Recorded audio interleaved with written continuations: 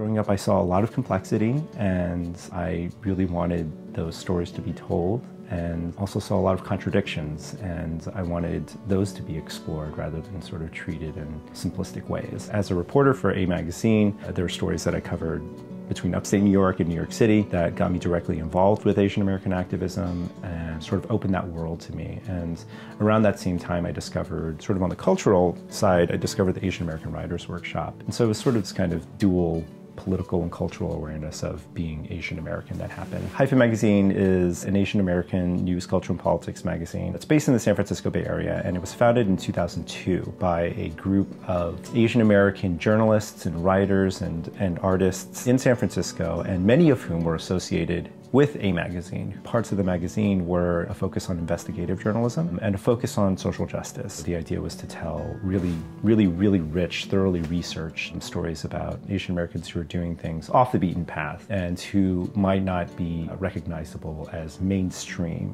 American identities or ways of living.